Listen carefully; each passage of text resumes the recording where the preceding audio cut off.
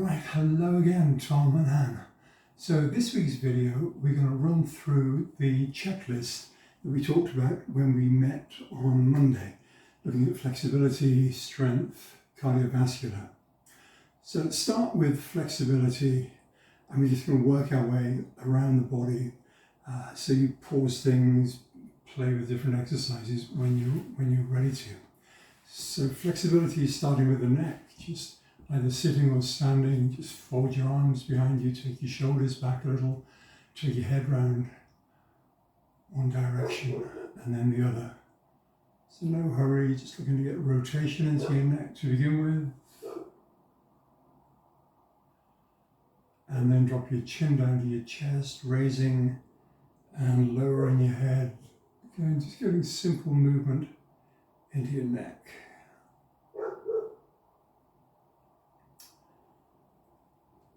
And then shifting the focus into your shoulders, just rolling your shoulders up and forward. Again, either sitting in the chair or standing, rolling the shoulders up and back.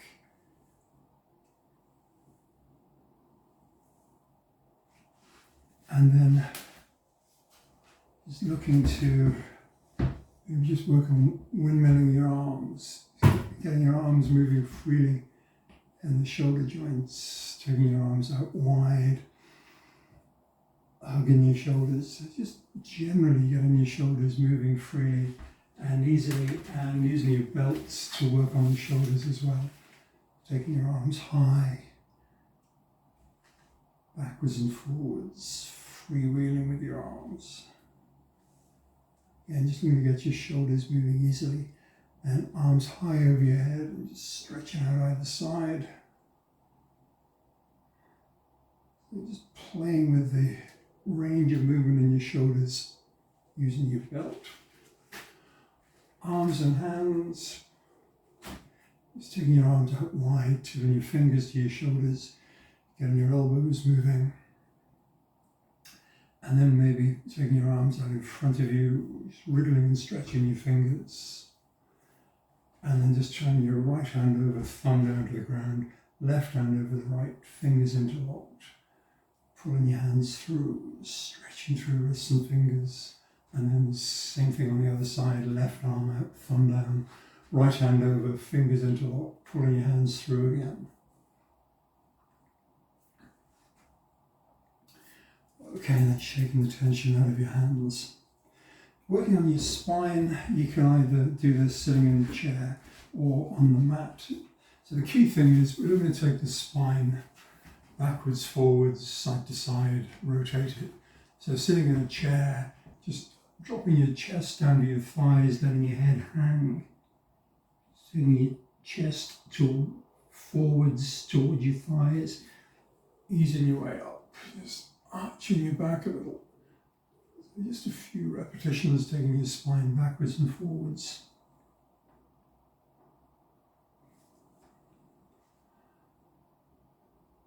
And then you can work from side to side, just again sitting in the chair or standing.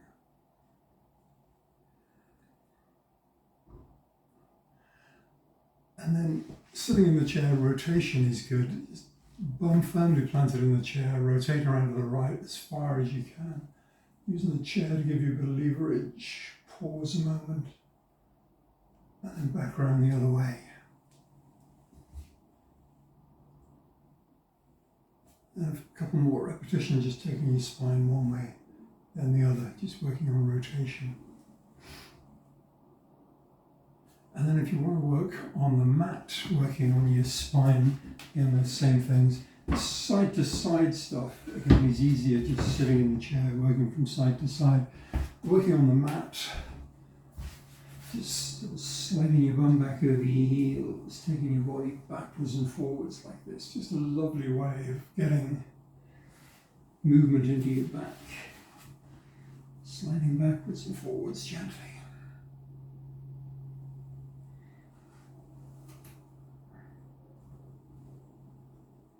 And then maybe arching and dipping your back as well. And then circling that as well if you want to. So arching, dipping, circling. in making the movement in your spine as fluid as you can. And then finally the rotational work, just coming back on your mat, laying yourself down, arms out level with your shoulders, and just dropping your knees over to one side and then the other. Just nice and slow and stretchy. So again, just looking for a spine that moves freely and easily. Taking it backwards, forwards, side to side, rotating it. Okay, then knees and hips. Working on your knees, simplest thing in the world is just sort of picking the leg up, straightening, lowering, getting movement into the knee. It's that simple backwards, forwards movement. But working on that as many repetitions as you can manage, strengthening the quads as well. And working on either leg with that. Working on movement in your hips. There's this sort of four-part movement way, pick your knee up, out, down, in, up, out, down and in. And working the hip flexors, but also good range of movement in the hip, up, out, down and in.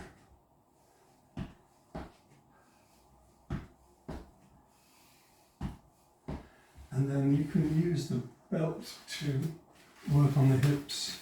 So you can lasso your foot and just play with the range of movement in your hip, using the belt to carry the weight of your leg. You can do that sitting in the chair, just playing with the range of movement in your hip, and the belt just helping to carry the weight of your leg. Or you can do the same thing as lying on the ground, again, playing with the range of movement in your hip joint. So just working on both legs. Just looking to explore as big a range of movement as you can in the hips. And then feet and ankles. We've talked about this again before, so things that are important to me, just flexing your toes, flexing your ankles, picking your heels up. And just maybe playing with just rotating the ankle as well. Again, both sides, just rotate, getting the ankle rotating.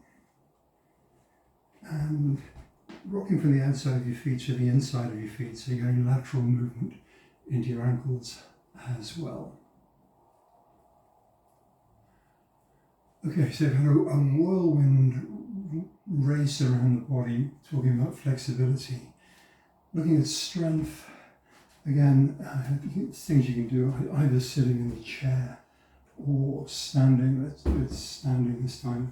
So the weights, again, endless opportunities just to use light weights, as many repetitions as you want to. Working your arms, your shoulders.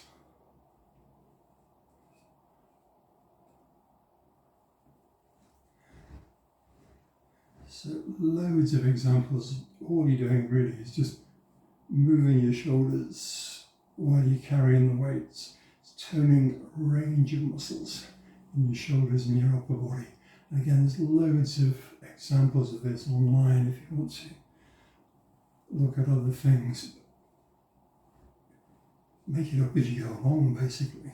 But the more repetitions you do, the harder it gets.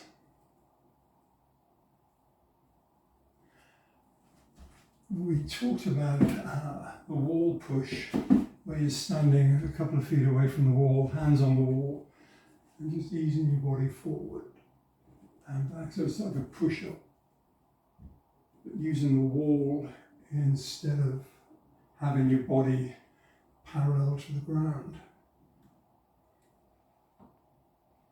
And very effective, very simple, any old bit of wall, just a few push-ups. Working chest and shoulders, and then the belts once more. Again, great in terms of strengthening the chest and the shoulders.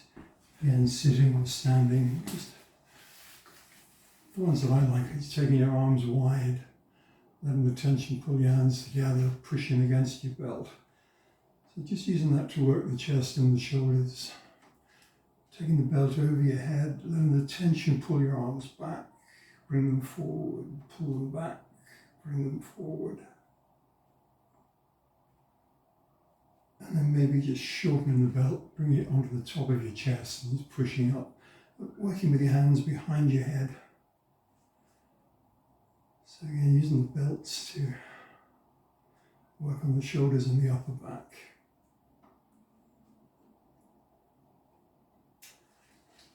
Leg strength. You can use the leg flex in the chair in the way that we did when we were talking about flexibility. You pick the knee up more. A lot more strength work going on in the quads. So that converts into a strength exercise if you take your knee higher.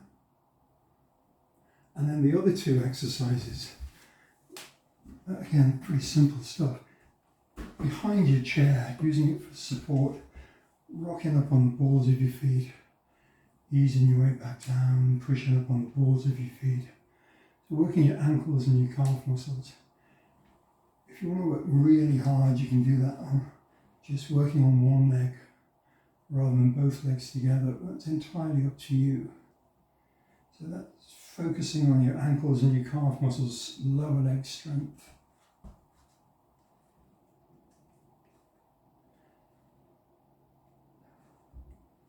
And then strengthen the thighs and the bum, just working squats. Just raising and lowering your body weight, working on strengthening your thighs and your bum. Using the chair for support if you wanted.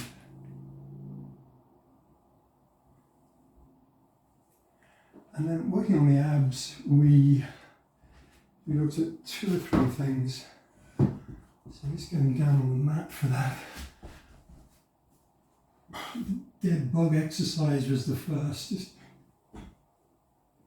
working diagonally across your body, one arm, one leg. It's as many repetitions as you want to, letting your head relax back onto the mat rather than picking it up. And then we looked at simple sit-ups. So we just sort of, let's do it this way. So it's an alternative to a sit-up really. Just lying down, just picking up a few inches, easing your way back down again. Just working more on the upper abs.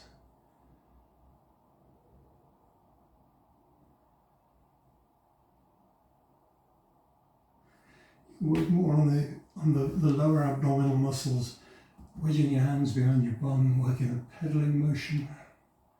Another option, working on core strength.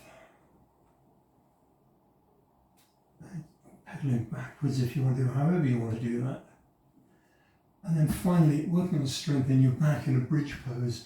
Slide your heels back towards you, pick your back up as far as it wants to go. Hold a few moments, slowly put it back down again.